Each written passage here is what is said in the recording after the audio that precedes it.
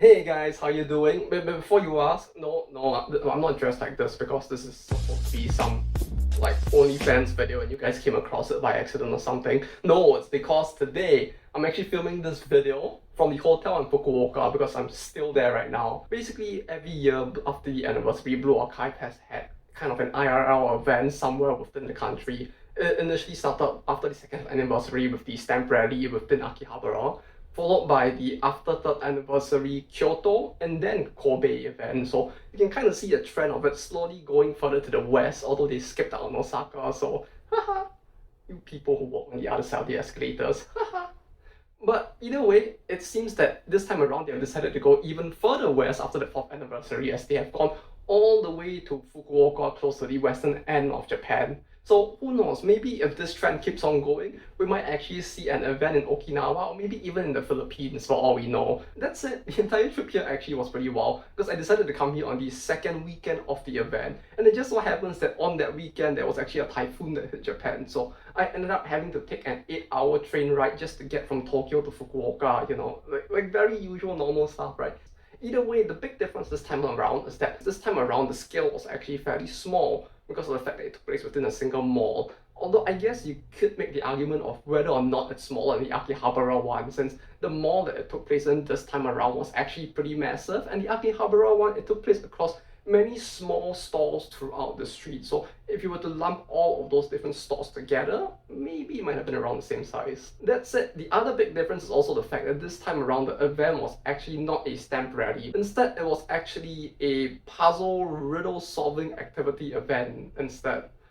You see what I mean when we get into the video. And because of the fact that the train ride ended up taking 8 hours instead of the expected 5, I ended up really late. I got in and checked in at only like 8 p.m. So the first thing I did upon getting here was not to go to the mall and recon the event like it's initially planned to, but instead to go down to the ramen store that was also having a collab for this event. And it was kind of lucky for me because the main store of the chain that was actually running this collab actually ran up until midnight. But overall, the ramen itself actually wasn't too bad. I mean, it's supposed to be the special, the Hakata ramen of Fukuoka, so I get that it's supposed to be really good. It tasted like maybe somewhat above average. I wouldn't say it's the best, but that might be because it's a chain brand as well. So like if there was like a big master ramen chef who used to do all of the cooking, he probably doesn't do all of it anymore. Though the food itself was a little expensive since the collab ramen cost 1,500 yen. And from what I saw, the average actual menu there is maybe like 900 to 1,100 yen. So about the same, maybe slightly more affordable than Tokyo ramen, which is somewhere around 1,000 yen average now. Each time you order the collab ramen, they give you one of the collectible coasters. As you can see, like these are the ones.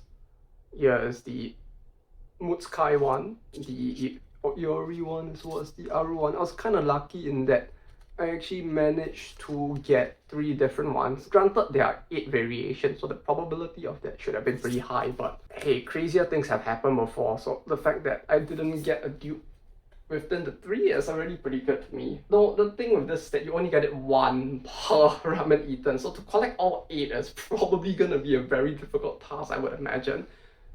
In case you're wondering, I stayed for about 4 days before going back, and yeah, well, I did eat the ramen every day, which is already pretty unhealthy. I didn't try to eat it every meal. I feel like if I did actually try to do that, I would probably get isekai by eating ramen instead, which is probably not a thing that we want to have happen. It sounds like a very lame way to have it happen. So yeah, I tried to hold off on trying to consume it every meal. It feels like it would have like kind of fucked up my taste buds as well with how sick I would have probably gotten with the ramen. They also did have decorations for the collab up on the store as well, with the little like cutouts up on the wall as well as the little acrylic stands, which they actually had unique acrylic stands specifically for the ramen collab this time around as well. For those who are wondering, this is basically what they look like. As you can see, it's very similar to the one that's on the coaster, but aside from that, you also had one for the actual collab itself. So you kind of had 2 different variations for each. That's it. For the collab itself, it actually takes place within the entirety of the mall, which is,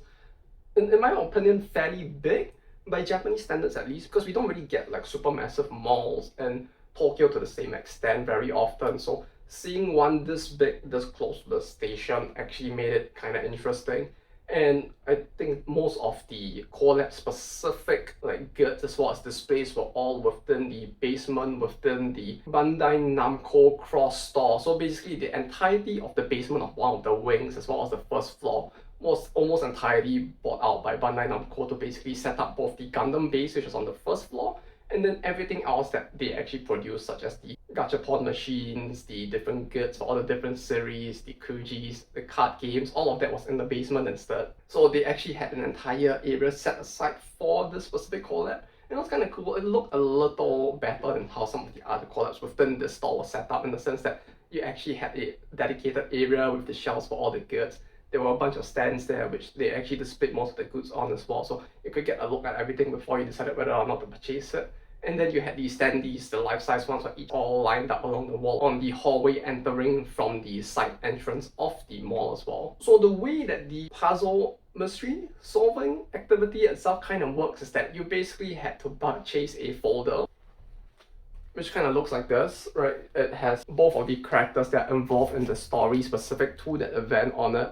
And I think the whole thing cost 2,200 yen for the folder, plus all of the puzzle related stuff as well that you will need in order to solve the specific route mystery for them. And they were basically split into 3 different parts. So each of the different parts basically had their own story involving specifically the characters that are shown on the cover instead. The interesting thing with all of the different puzzles that they had is that each one basically had a different theme to it. For Hina, her pet, as well as the Pussy Enjoyer, you kind of had something akin to like Kawashima's like brain training. It was actually a lot more thinking specific. The one with the California girl and the elf who has 0 dojins at Comic Cat was a lot more focused on decoding and like trying to figure out codes through the use of the different like hints that are given instead. So it's a little bit of walking around and trying to find the hints to solve the codes, and then trying to look at the patterns and figure out how to use the patterns to decode the message that's hidden within. And then for the last one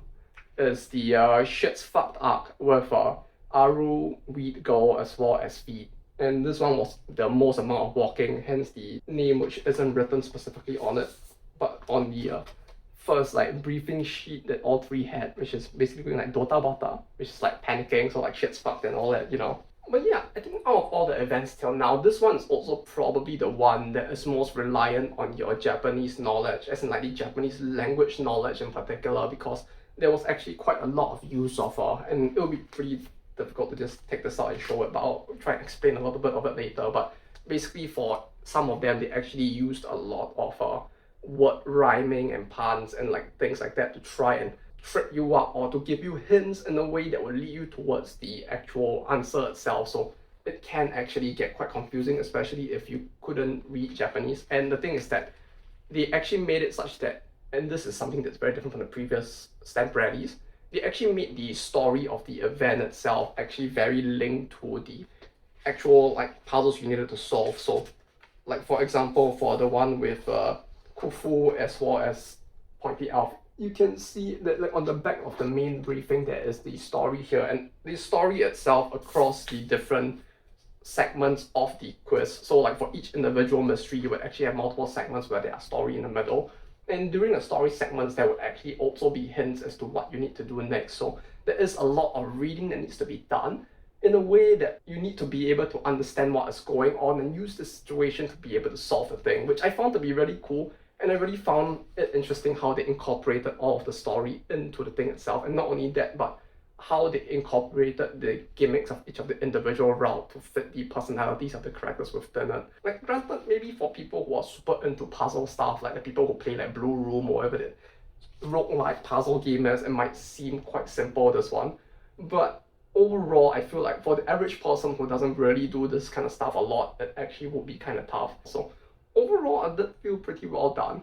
So the thing with this though, however, is that if we just like talk about like the event, this is basically it. There's not much else to talk about. It really is just a case of like, you go there, you eat the ramen, you purchase the puzzle, and then you solve the puzzle, and then you're done, and then like, ta-da! It's a 17-minute video. But the thing with this is that the way that the puzzles were done were really interesting, and I kind of want to share it a lot though, because I do think that the way that they involved the characters into the story was kind of fun, and the way that they made each route different was also kind of cool. So, you know, it's my channel, it's my video. I'm gonna take the rest of this to actually. Hey gamers, how you doing? It's me from the future here, from March the 28th in fact. In the process of creating this video for the Kobe Blue Archives temporarily, I was actually talking to Snorlaxxo, who was helping to edit some of these videos as well now. And he actually suggested like doing some of a recreation for some of the segments of it. You know, it felt like it'd be cool to recreate it in a way that the fans might also like want to see it in as well. So some of the segments in this video, like the one that's coming up now, we've actually recreated in that specific format. So don't be alarmed. This isn't like some kind of cutscene for the game that you missed out on because you were asleep in a cryostasis for the past 50 years. These are just recreations as all and all. So I do hope you enjoy them, and I'll see you all in the past again. Whoop.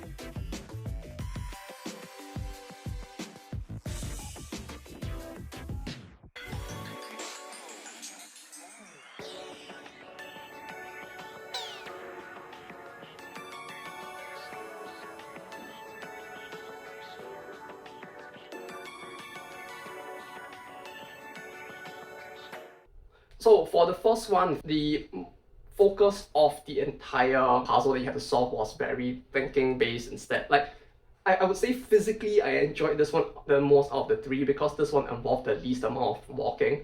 So the plot of it starts off with basically you going with them to solve a quiz as part of a like defense or security readiness event where you basically go and solve a bunch of different puzzles while also learning about all of the different like little trivia needed to be more prepared for things such as explosives, which we all know, like with Gehenna in particular, is going to be an actual problem that they have to deal with quite a lot. So it made it all the more fitting.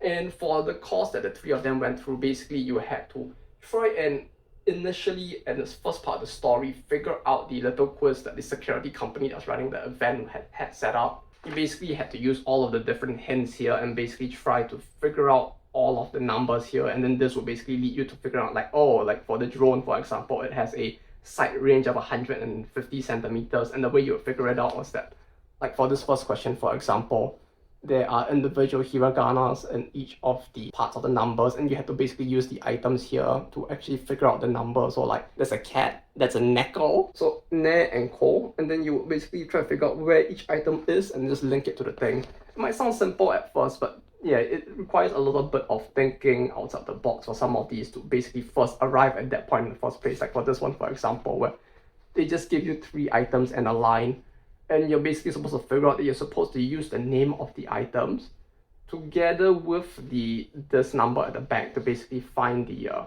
number grid position for each one, and the 3 will basically form the word that will give you the range of each of the items as well.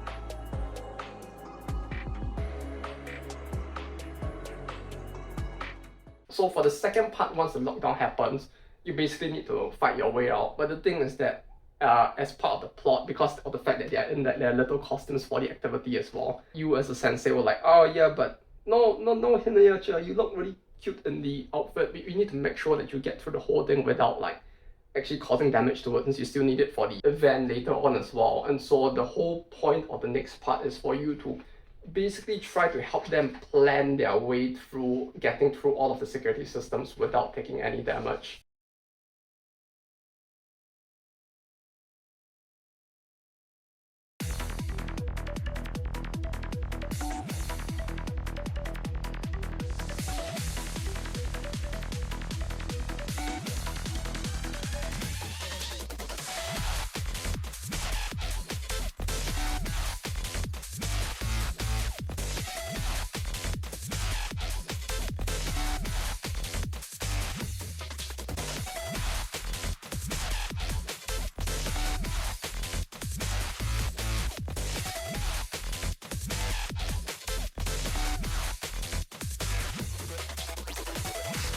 It actually gets kind of convoluted in a way because basically first you actually had this thing where you actually had to use it to, based off the previous puzzle, try to figure out side ranges of each of the different security systems are using actually have. So like what does the automaton side range and all of that. And once you have figured out all of that, you actually have a briefing here with each of their attack ranges for the 3 students. And using this, you would then have to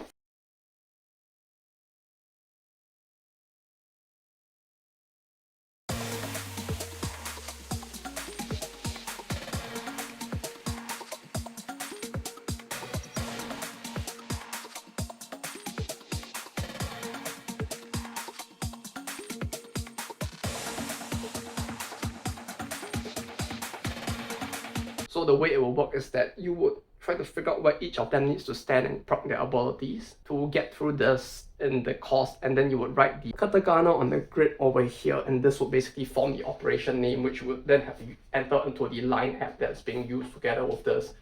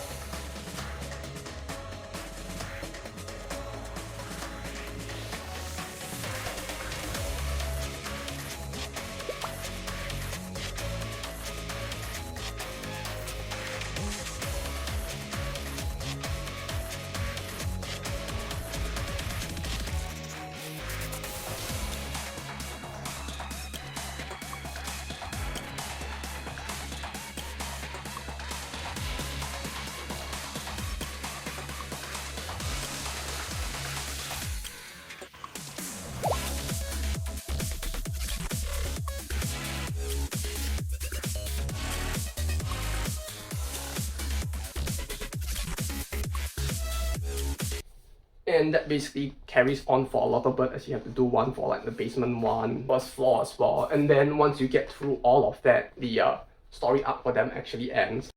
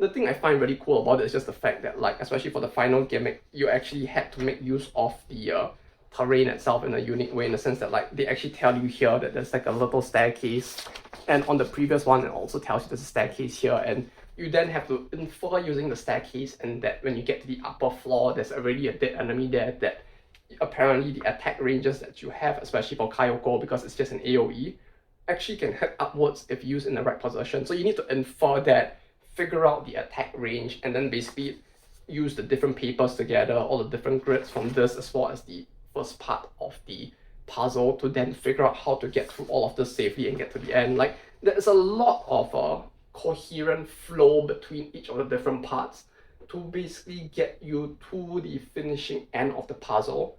And they did all of this without actually requiring you to move around too much. So it really is just focus on you sitting around and trying to think through all of this, as well as like trying to overlap the papers as well to try and figure out the puzzle. Because even for the first part, there was a part of this puzzle that basically required you to use this 4 like sirens on the back, which would overlap with the 4 bombs over here, where it's like 1, 2, the word C4 here, and this lines up to the word bomb, and you basically use that to find the code word that's in the middle over here.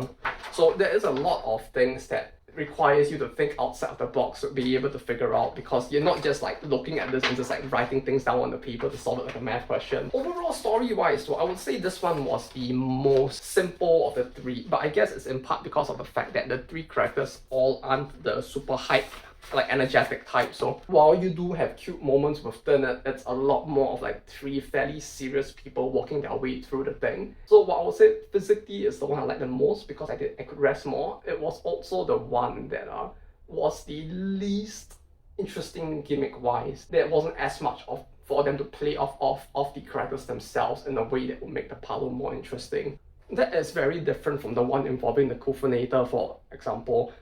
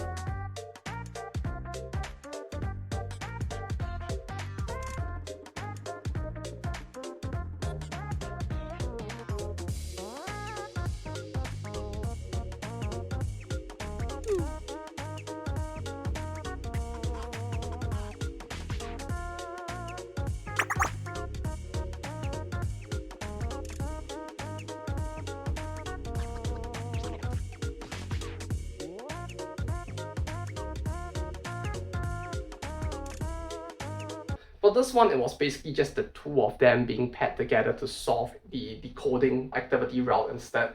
And for the decoding activity route, it actually involved a little bit more walking at the start. So initially, the first part just required you to walk around within the Bandai Namco Cross store instead. As you can see, it's actually fairly big, because there's like a multitude of different things going on, like the gachapons, crane machines, and kujis and all of that. And at the different points, you basically had to look out for different things. Like for this one, for example, you had to look for 5 colored squares at the location and try to use the colored squares and the text within them to form a code over here, and then use this code to find the actual word. For this one as well, there's like 4 colors here, and you basically had to go to the pillar that was outside the building, and on the pillars it actually had icons corresponding to all of these items, like the coin and the drink, for example. How this then corresponds to the colors of the individual squares and how that forms the word. So the first part was fairly simple. You just did all of this within the Bandai Namco area itself. You basically just solved all of it in isolation on its own. Once you completed the whole thing, went back to the lobby to actually let them give you the prize. For this one, you actually had to go back after each individual part.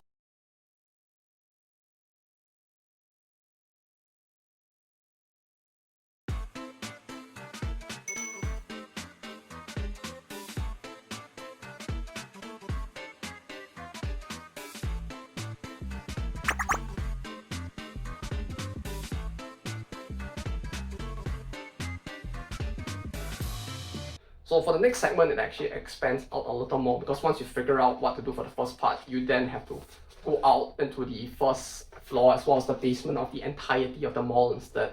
And over there, you would basically find the 3 points over here on the map. And using the clues, solve the individual puzzles over here. The puzzles themselves were actually kind of interesting in the sense that you had to figure out that even though it's all written in hiragana, that it meant to go from the injection needle, which is blood, to the hand over here in the shortest move possible, and then you use that to find out the code for stuff like this as well. Like, all of that was pretty interesting. But what was even more interesting is that once you solve all of this,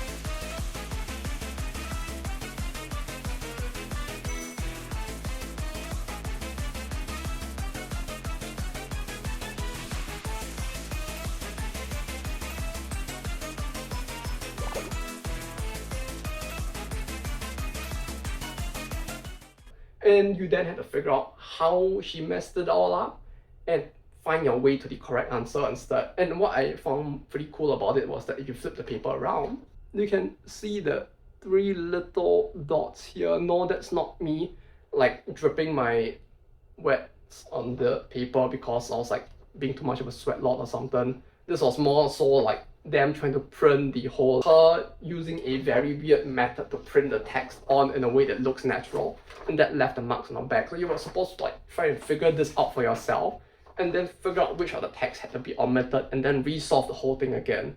And once you resolve the whole thing, you actually got the actual word that you actually needed, which would be found over here. And then you would go back to the lobby where you would then tell them the code word, and they would give you the quiz for the third part.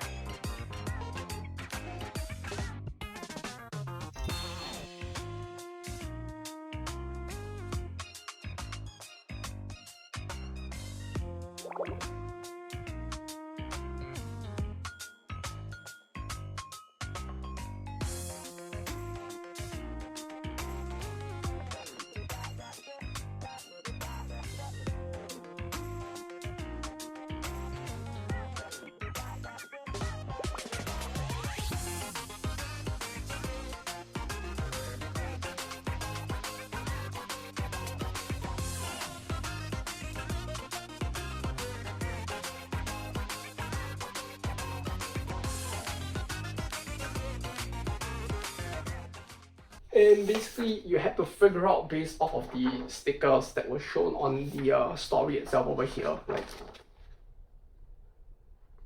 that she had basically tampered with the map over here with where each individual question's location is by virtue of the fact that the font of the numbers here are different. And once you figure all of that out, you have to reuse the questions from each of the individual points to solve the question instead, which I found to be very interesting just due to the fact that they actually managed to use the individual questions here 3 times. Like, they recycled it 3 times for the same segment of the story in a way that felt cohesive and made sense to it, while also having you do something slightly different each time around to figure out like a different code word instead. And once you finally finish that, you can then get the actual correct answer to this, and this would lead you to the lockbox where the mock bomb is, and that would actually end off this time around with no like crazy plot twists of the bomb getting stolen for their route.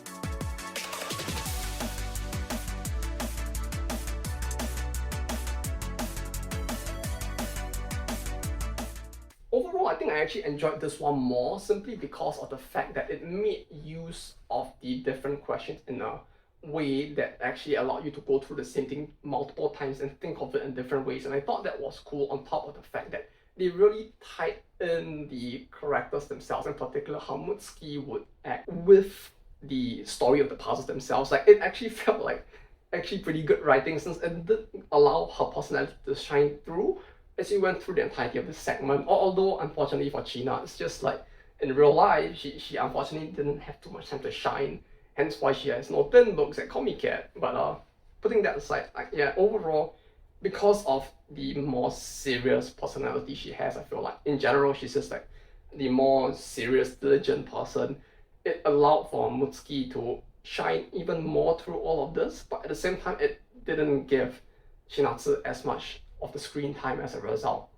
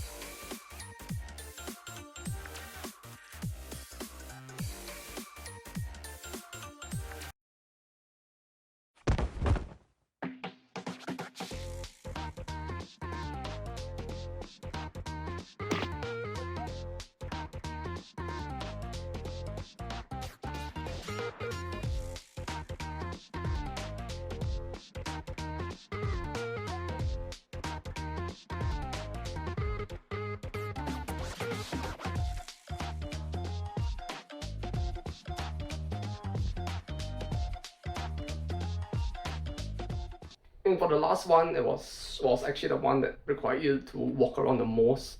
This one I actually kind of enjoyed, in part because of how much you had to walk. Like, granted, it was only between like the basement to the third floor of the building, but aside from that, I feel like this one also incorporated the character personalities into the whole story in an interesting way.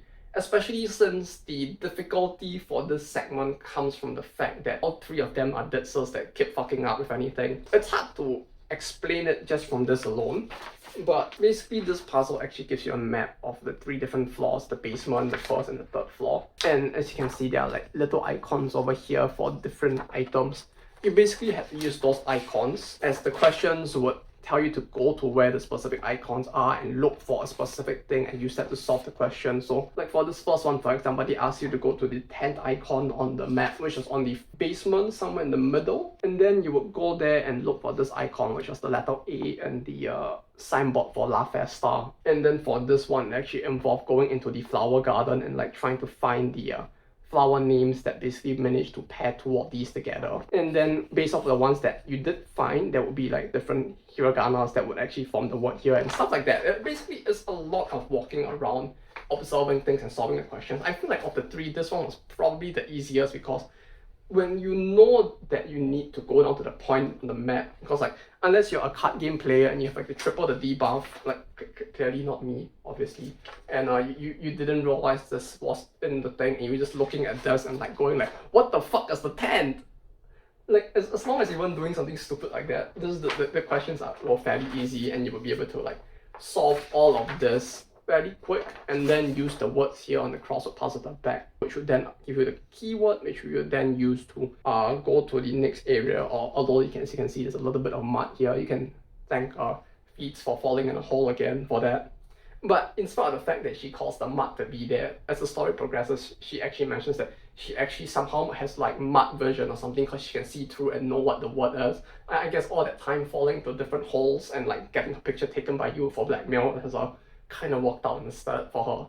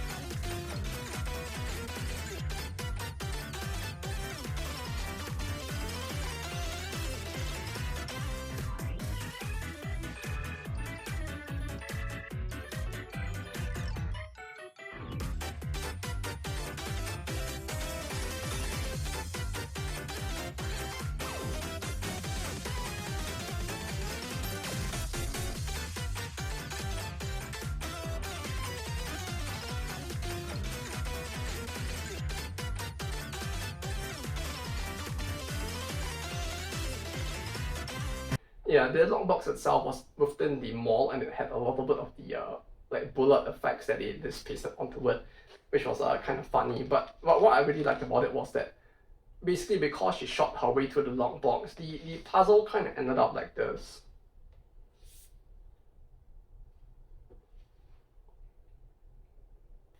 look, I know that like if you were to shoot a a shotgun shell into like a piece of paper, it's not gonna end up with like perfect holes like this. It feels a little unrealistic, I know, but like just bear with the suspense of belief for a second, because like I kind of like how they intentionally did this to make it more complicated in a sense as part of the gimmick, because the way it works is that initially on this paper there are already some like pre-existing holes, because you're supposed to use this to solve the questions to begin with. So for this one, there's a specific window that basically one of these holes is where a circular window is supposed to be, and supposed to find out where it is, and use the remaining hiragana for the windows that were not that one to basically form the keyword.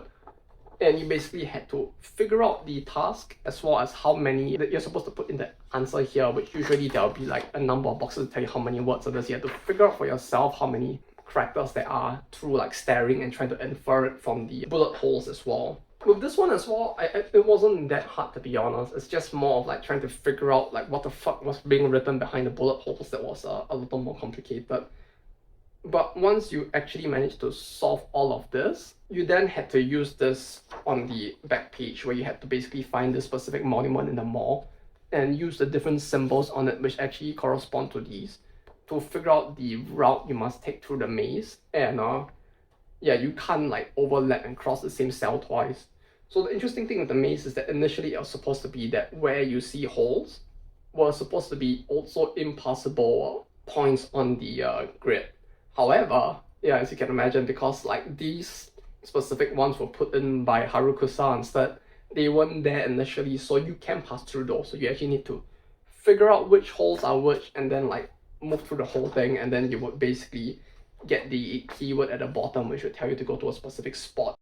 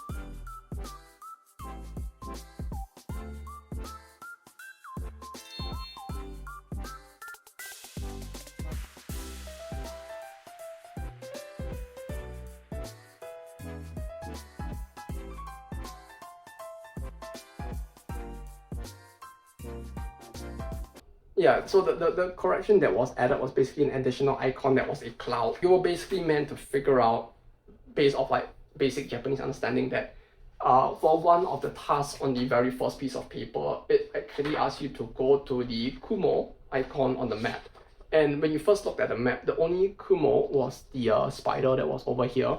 But the thing is that the word Kumo for spider is also the same word that's used for clouds if you look at just the pronunciation alone, because Kumo is also cloud. So you have to basically go to both points and get all the words together. And that will give you a different answer, which leads you to a different point, and that basically gives you the solution to actually solve the puzzle.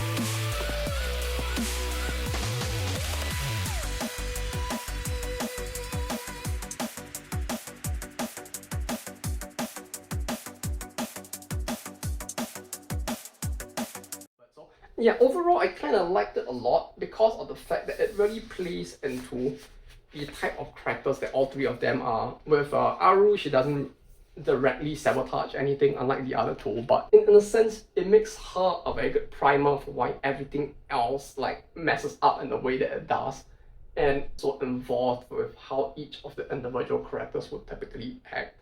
That said, if I had one criticism of the way that the puzzles was done, was that it didn't very, I guess it's more like the way that they set up the rules and premise for what you could and could not do. Because they told you in the rules for the event, both on the initial briefing sheet that you got over here, where you basically have to write the keyword that you get from each of the individual bombs. So once you get to the bombs, the mock bombs, they would ask you to write a keyword here. But aside from that, over here they would have like explanation of the rules of the event, where they would tell you not to do certain things like don't bother guests, you know, like the random people at the event who aren't taking part in the thing. Like, it goes without saying that you don't want to be a nuisance around, like don't stand around and cause a scene or block passageways as well. Don't go up and ask people like for help with the hints and stuff like that. And one of the things is that because they were saying to not disrupt the operations of the mall, like there's a part of me that assumed that you don't go into the shops and like walk around and like try to like do stuff within the individual shops themselves. But the thing with the mall is that it doesn't really on the map demarcate very well where what places are considered shops and what aren't, because they do a lot of the department store thing where you have a single floor inside and there are multiple like stores within that inside area. But on the outside of the store, they just have the word like North Face, for example, they just have the name of the brand there. And it makes it very confusing whether you're looking at like a full store or is it like the individual stores inside. So they had actually some of the lock boxes inside in very specific areas, and on the map they made it look like it's at the entrance to a store, but actually it was inside the hallway of the department store looking area. So because that part wasn't very well explained in my opinion, I kind of got stuck on some of the segments for a little longer than expected because I was trying to find the lockbox itself when it really shouldn't have been that difficult because of the fact that the rules made it a little confusing where you could and could not go. But that said, for each of the puzzles, when you clear them, you basically got a little like prize where you had basically a little like postcard looking thing here with the epilogue of the story on the back. So you had the entire epilogue for each of the individual story segments, and you also got a little sticker with the word mission complete at the bottom as well. This is the one for the shit's fucked arc, and this is the one for basically the Mutsukani self-sabotage arc.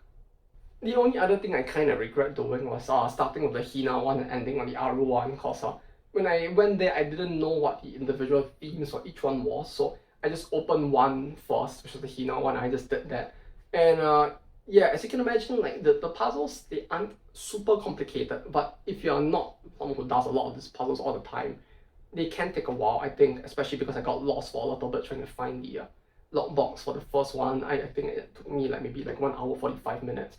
They estimated maybe like 2 hours for each one at max if you really weren't familiar with all of this. And the thing with that is that after taking lunch in the middle, by the time I actually got to the end segment of the Aru one where you actually had to go back and like go to the other garden with the cloud icon on it, it was already black as pitch out there, so I could not see shit. And I basically had to like use my flashlight to like look for the signs and like search the garden itself, which actually made it a lot harder, as you can imagine, since there weren't actually like proper like lampposts and the light set up there to actually give the area proper lighting. Well, aside from that, I found it all to be really fun. Once again, I really did enjoy the cohesiveness of the stories and how they tied into the characters for each of the individual arcs, and how each one had its own individual story that flowed from start to end of the puzzle, and as a result gave you more like character development and time with each of the individual characters in a way that I feel like if you really like the characters especially, it will be something that you will end up enjoying quite a lot just because of that interaction itself. That said, that's all for the puzzles. Aside from that, there was also the goods store, which I did mention the acrylics before, but aside from the acrylics, you also had a bunch of other stuff, like if you spend more than 10k in the store, you got this little shopper over here with both groups on both sides as well. And you also got like postcards for every 3000 yen spent. This is the full set of all of the postcards. I don't know how visible it is. Maybe it's a little blurry because of the fact I'm recording in the hotel. If it is, I'll probably re-record just this segment of me going between them back home so that it's a little easier to see as well. But yeah, one for each of them.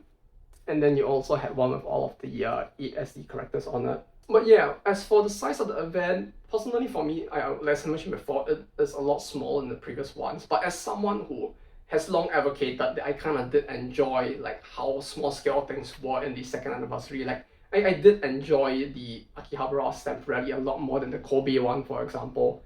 And I did enjoy how small scale the second anniversary was in its own unique way from the third and fourth one as well. This being small as it was, actually to me wasn't all that bad because it kind of made more sense with the whole puzzle solving focus of the event as well, where because of the fact that the event was focused on like going around solving the puzzles, it being all like fairly concentrated together made it easier to go to all of these points without feeling overly fatigued, especially since you need to do a lot of thinking aside from that as well. But within the city, that really isn't as much. Like in the same way as with Kobe, I tried to explore the city to see if I could find any interesting places to visit or like any like thing equivalent to like a little weed area. Like with Kobe, you kind of had the entire mall that had a whole bunch of different stores.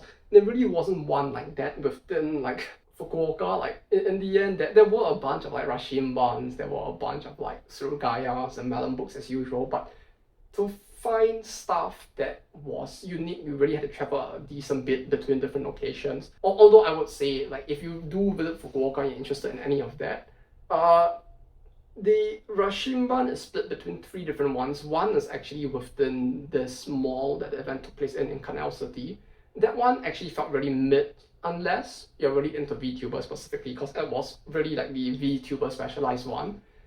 The one within the Fukuoka station itself was focused on very shonen-y stuff, so if you're into that specifically, that's a better store for you. Although if you were, you probably wouldn't be watching this video in the first place. And if you're like me and you're interested in all of the more like character goods, the shoujo games and that kind of stuff, there is one specifically closer to the west within the main city of Fukuoka itself, like on the 8th floor of a building with the 9th floor being a melon books. That one actually had a lot of stuff, to be honest.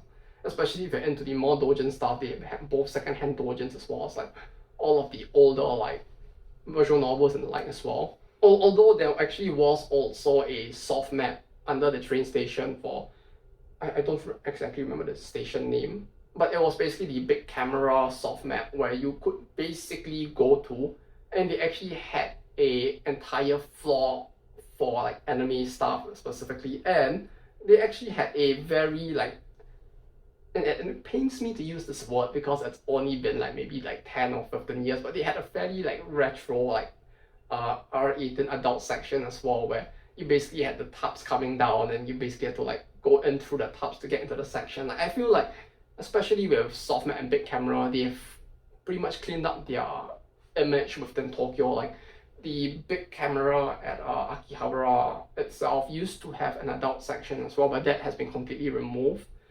Many of the other stores have also removed the visual novel segments, the sections of the stores which used to have stuff like this. The only big one being traders left, and with the soft map in Fukuoka, they actually did deal with both first and second hand stuff. So if you're interested in like digging a bunch of the older visual novels as well, I think I saw like multiple copies of the original Fate Stay Night there. It was going at 8,100 yen still, so it's as close to a full price visual novel as you can get. So yeah, did not buy that. Maybe if one day the price dropped, I might consider, although it feels like the price is only gonna get higher over time. But there really was a lot of like surprisingly rare like old stuff as well. Like I actually managed to find a copy of like 20th Century Alice going at like 1,400 yen. Like it was really cheap. It's the limited edition version as well. Like you even have like the little like funny hammer thing and like the towel and the phone strap as well. I don't think you can use the phone strap anymore, since like phone straps like this, there isn't really a place to attach them to phones anymore. You guys do remember that era, right? Where like phones had the little like metal hook thing that you could stick the thing through. I'm not that old, right? Either way,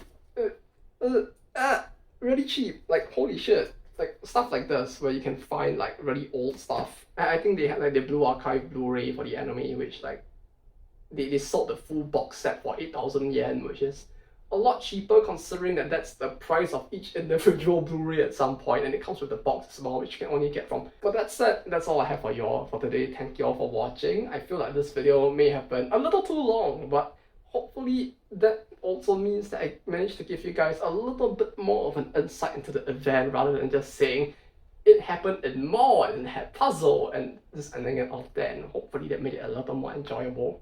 But that said, that's all for me for today. Thank you all for watching. Thank you to the... You can't see it, but like there's a wire like extending along the ground like this, like at my thigh level, so I need to like hop over in order to create space. But thank you to the very epic people who helped to support the channel. Thanks to you guys that continue to make hopefully interesting videos like this. And I'll see you guys in the next one. But that said, until next time, take care and bye-bye. I forgot to mention this while recording the entirety of the video, but for those of you who are interested, I do have some spare stuff as well, so I'll probably be giving away some of it in the Discord. So if you're interested in it, you can look for the thread in the thread section in the Discord itself. I'll probably create a new one specifically for this event. Mostly I'll only be like revealing it here, as well as in the video's description for those people who actually bother to read that or watch till the end, so you guys can check it out there.